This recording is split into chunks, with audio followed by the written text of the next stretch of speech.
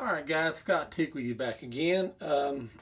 Somebody asked me about trees and tree replacements and stuff like that. There's different scenarios about tree replacement on your layout.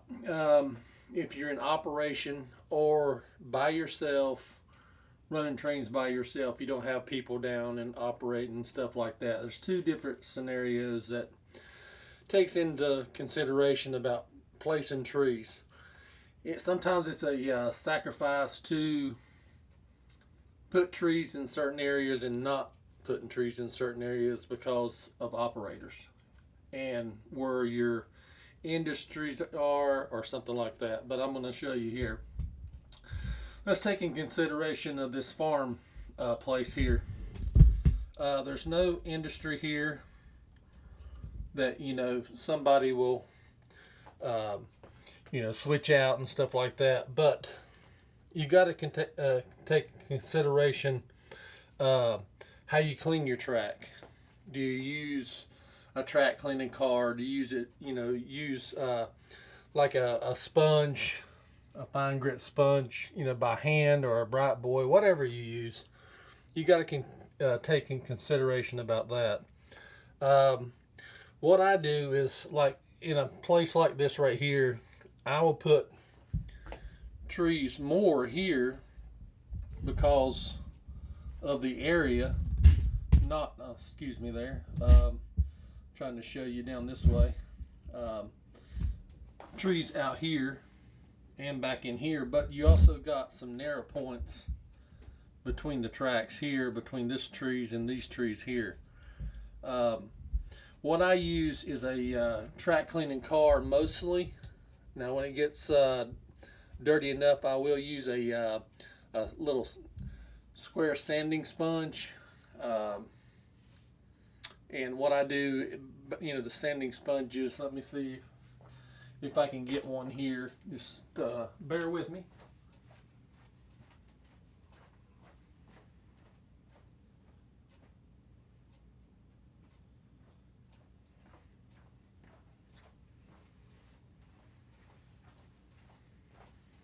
But here's a sanding sponge here. Now what I do here is I will take the sanding sponge and I will rub it on something to get it almost all of the grit off of it. Because what you don't want is you don't want to dig into your track, but you just want to lay it down and kind of go over it like that.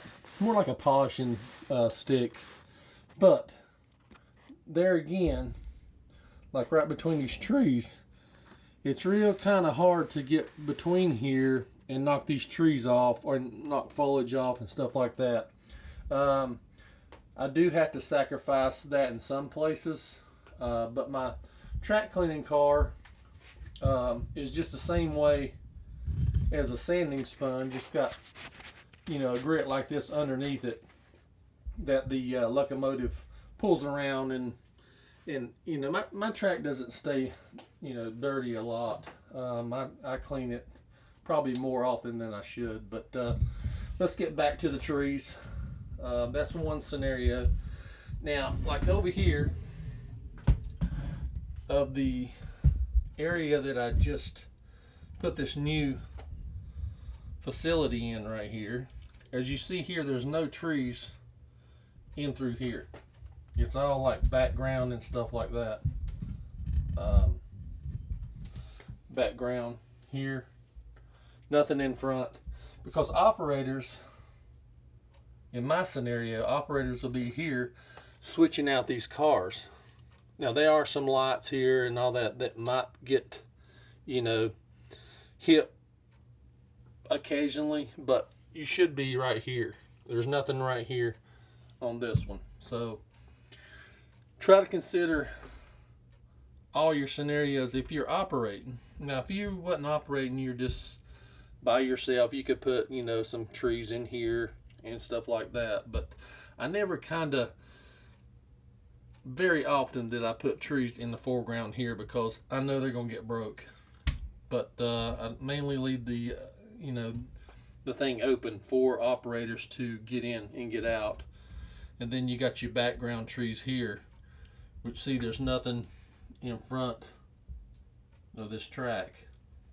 Now the only trees that I've got that's in the foreground here is these trees that hides, it's like a viewing block that hides this area here from where these tracks come out of the staging, lower staging here. So when the train comes through this viewing block here, it's in this scene. So that gives you the depth perception that you can't see these tracks back behind here. Just gives you a little bit more realistic when the train comes into this viewing block and then into this industry here. So see, there's nothing here. So that's one scenario that you got to configure out, if you're going to operate and stuff like this. Now over here where there's nothing, as you see here, I've got no trees here because you don't want to fill up a scene full of trees in the foreground. That way you can't see your trains. So what you want to do is you want to leave some places open for viewing, but like around through here where the bridge is and there, I didn't fill it up, but it gives you that block and it doesn't get into where there's a constant chain of nothing in the front. Then there's a couple of trees here, a couple of trees here in the foreground, and then you can still see your train in the back because it's not bunched up full of trees.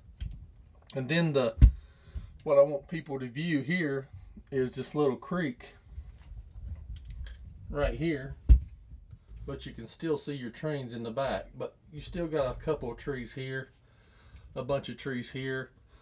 I want the eye to go to this rock here. That's why I put trees on this side and trees on this side, but you can still see this rock in the background here right in front of the tracks.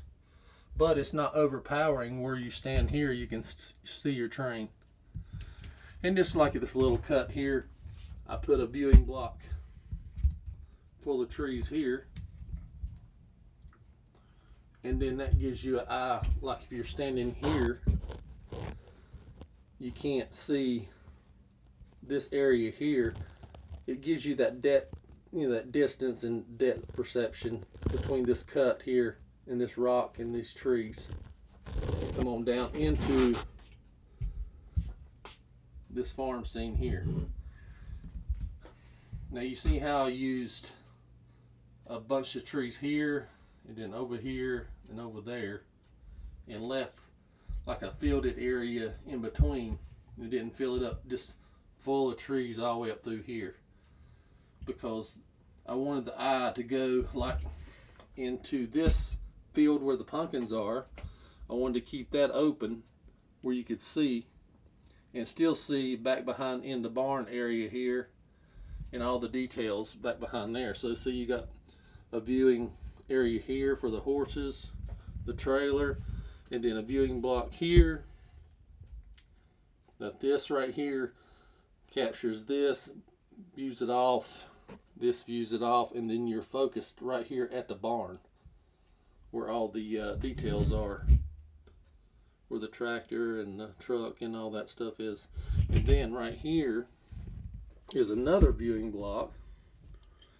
These trees are isolating the barn so it doesn't capture your eye to the barn, it captures your eye to these people picking out the pumpkins in this little pumpkin patch here, right here.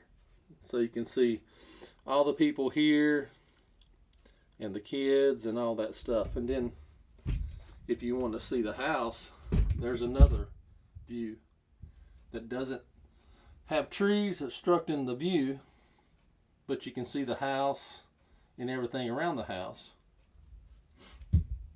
But then when you come around through here, the trees hide that house. It makes you focus on all these rocks and stuff up on the hill here and here. So you got to take in consideration about that. I mean, there's a lot of stuff that you learn over the years about where you want your people, the people to come, and view your layout what you want them to see, what catches their eye. Because if you fill all this up full of trees, then you're really like concentrating on seeing what's in between the trees, and your details and stuff like that. So you learn all that. It's just like this right here. This right here is like an open field, but I got a viewing block here of a patch of trees here. That sets this scene off from where it's coming into the town here. So if I didn't have this, your eye would draw all the way to the town, but with that viewing block there, it makes the train come into this scene that's past the town here, and it comes into this part of the scene.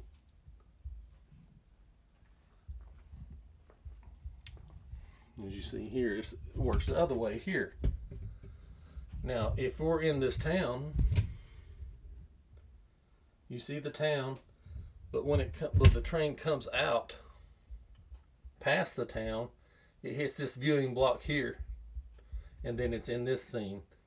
It's actually like it's more distance because you hit something right here in front.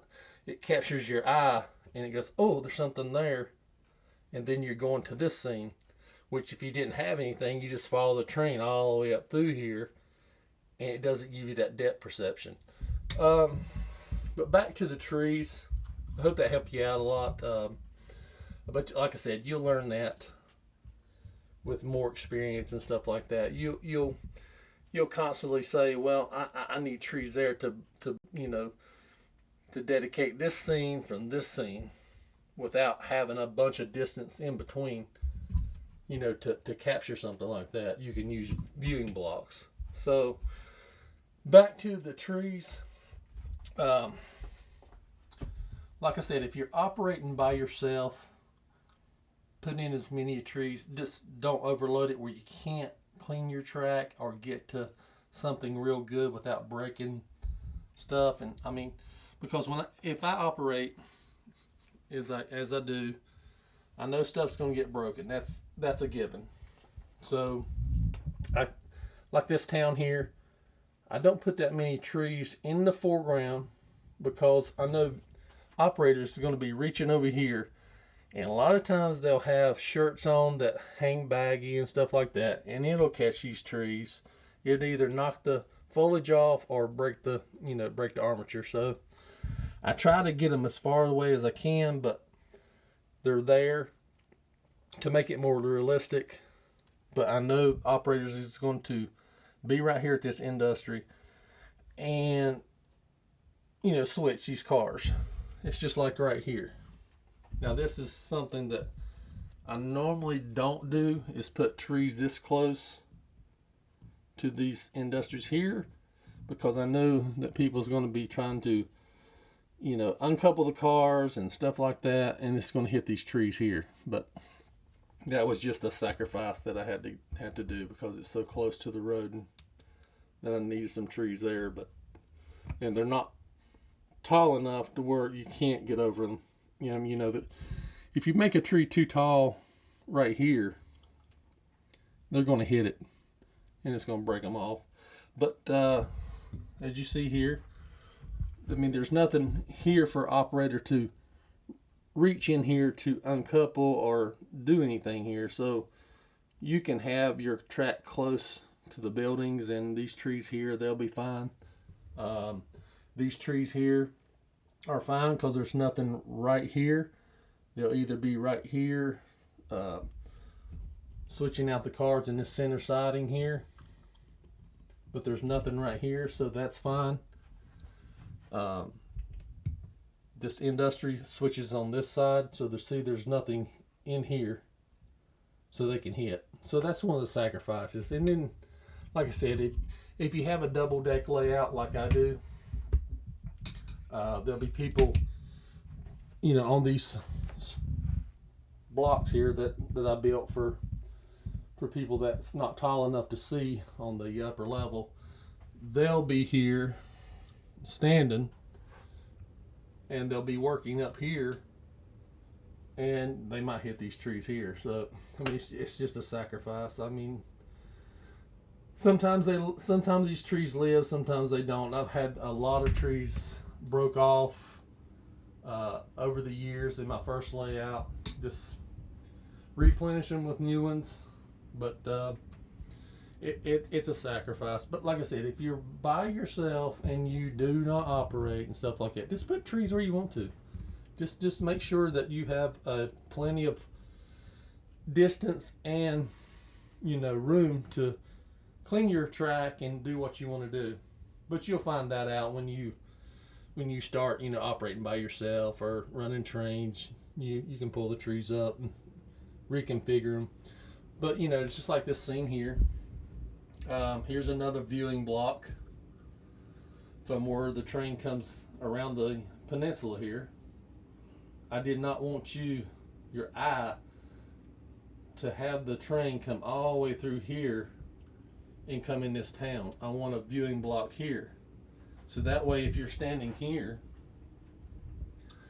you'll see the train coming, but you'll lose it right here. And that breaks your eye view up. It's like, oh, there's more distance there than just a straight piece of track that you can see all the way around through here. So that viewing block lets your eye, like, it, I don't know, it just like it interrupts your viewing just for a split second, to where it looks like there's more distance there than just a straight piece of track without these trees being there. And that isolates this little viewing block here with this bridge and water and all that. And if you're standing here, see it interrupts your viewing here from going into the town. You can't see this piece of track here, so it looks like it's longer than what it is actually. But it concentrates on this bridge right here and the creek. It lets your eye look at that because you got trees on this side. It's hiding, the town and the buildings here. And then another thing here is, if you got a peninsula like I do, and you got people walking like in this aisle. This aisle is over 3 feet in length. I mean, there's enough room for two guys to get through here. But you'll have people that has baggy clothes, stuff like that, and they'll hit these trees here. They may hit those over there. That's another sacrifice. I could put trees all along here, but that interrupts your viewing of the train going around this long peninsula. Because this is a long peninsula here. I think it's 6 feet from this edge to the other edge of the curve going out the other way. It's a big curve, and I didn't want to fill up full of trees here because I wanted people to see their trains coming around through here. So there's just enough trees here to give something like, oh, there's something on this side instead of just grass, because it would pull this off and make it look unbalanced if you didn't have something here and there. So I put trees in different locations around the peninsula, but I didn't fill them up where you couldn't see your train coming around this big curve. I hope that helps. But like I said, this is the more dangerous areas here for stuff to get knocked off or broke or foliage off. But see, there's nothing here. That way you can watch your trains go around this curve. As you see here.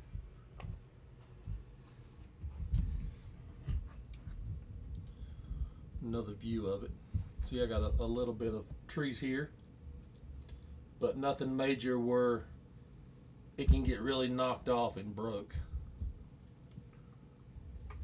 And then it comes through your yard. Now this is a big thing here. As you see here, there's there's nothing in front of the yard, and I learned that over the years too. A lot of operators is going to be here. You got your yard operator, you got trains coming in, locals, switching and stuff like that. I do not put anything in front of the yard. Any trees, nothing, because it will get broke. So I put low foliage, like grass and stuff like that. You see at the other end here. It's all back behind. Nothing in front. And then all the way up to where it comes out of the yard here. But nothing is going to get broke here because there's nothing there to get broke. Because you got to consider where your biggest stuff's going to happen. People that's going to be there in a lot of places and a lot of people. So this is one of the biggest places, and that will be your yard. If the operator's standing here, he's got nothing to hit. But like I said, if you're by yourself and you don't operate, go ahead and put some trees in here. I mean, if you're by yourself, I mean, they shouldn't get broke. It's just like in here. If a person wanted trees in this area here, go ahead. But if I put them there when we operate, they'll get broke because you got a lot of switches right here, right there, and right up through here. Now here's another section I had to sacrifice because we got a switch here that comes into the siding here into the yard. But here's another viewing block here, these patch of trees. When the trains come out of the yard, they're hitting another scene. So that dedicates this yard on this side, and then bam, your eye hits that, and then you're going to another scene here.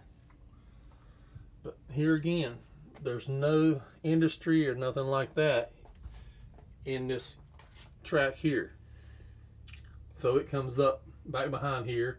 A couple trees in the foreground here, the little hill, but you can still see the track behind because the hill's not that far up where you cannot see and where you can clean it. And as you see here, I got rock carvings here, but no trees. That way you can follow your train here into the tunnel. And then you got some trees here around the tunnel, which nobody will be there, but you can still follow your train and see it. And then also right here, I got an upper section here, and it has industries up here. So somebody will be here switching this, but you see here, there's no trees here because these will get broke because this sticks out probably a foot out from the upper section. So I know that, it'll be broke. So I just grassed it, put, rock carvings out through here like a field, stuff like that to sacrifice that. I could put more trees back in here, but nothing right here because I know they're gonna get broke. And then you got a section up here.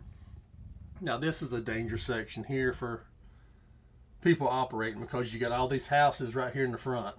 Had to sacrifice this, and you got an industry back here, but you got most of your industries like one up here that has nothing in front of it because he's going to be constantly working at this lumber mill here, lumber yard.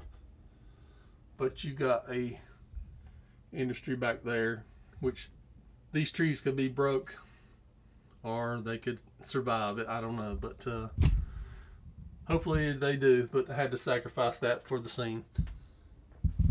But continuing on, as this is where the helper set is. It's where the helper district starts. As you see here, here's a viewing block here. That's why the tunnel's there, because I did not want like people coming out of the yard here. That's another viewing block there. its own, its own space. And then when it comes through the tunnel, it starts another viewing block. Comes out of the tunnel and it breaks up that scene from this scene. So it actually looks longer, a longer run, because you cannot see the whole track. Now, if you've seen the whole track, it looked like it was just like right there till it gets right here. But with that tunnel being there, it breaks up that view and lets your eyes say, well, that's farther than what it is. And then it gets into this scene here where the pusher service is. And this is another sacrifice here. There's no trees here because there's going to be a lot of work, going on here with the pushers and stuff like that. There's going to be a lot of hands-on stuff here. So there's nothing here in the foreground. It's all in the background. And then that's where the pusher service is, right here. Nothing here. And then nothing in front of here, because there's still going to be a lot of work here. It goes around. It gets right there.